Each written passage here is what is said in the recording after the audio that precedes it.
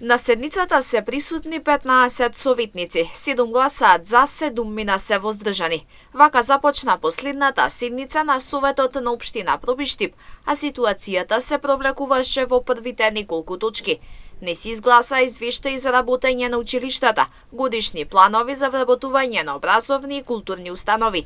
Единствено и се посреќи на програмата за работа на средното училиште Наум Наумовски Борче, на која иако и се закануваше да биде тргната од дневниот ред, на крај беше едногласно изгласана.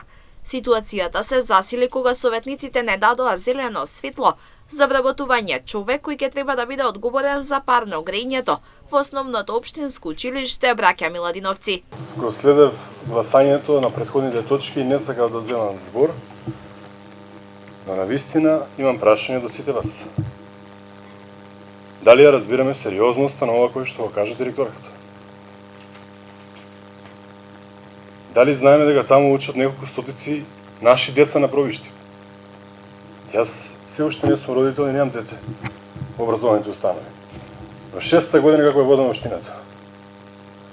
Приоритет биле образованите институции, вложувањата во самите објекти, подобрувањето на условите, на вработените и на сите дечиња. Станува збор за место одржувач на парен котел. Тој што ќе би ја носи одговорноста да ги загрева просториите, како за наставниците, така и за учениците. За ваква точка се гласа не. Јас уште еднаш ја прашувам, дали ја разбирате сериозноста? Потисовето трае денеска, но последиците ќе бидат трајни.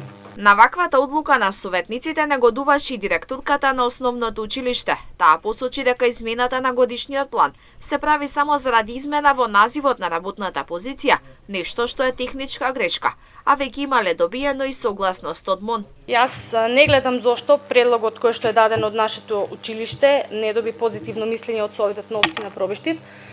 Бидејќи станува збор за пензионирано место, изгласен е годишниот план за вработување за 23-та токму од ваша страна, сега нешто што е направено како техничка грешка што во 2025-та, од 2015 се извинувам, значи нешто што е во 2015-та направено, ние сега го исправаме, се молиме до МИОА и до МОН, имаме веќе согласност.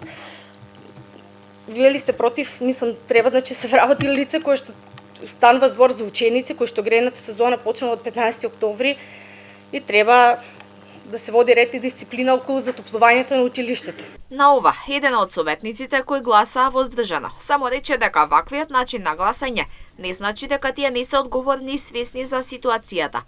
Додадел и се надева дека согласноста ќе ја добијат на време.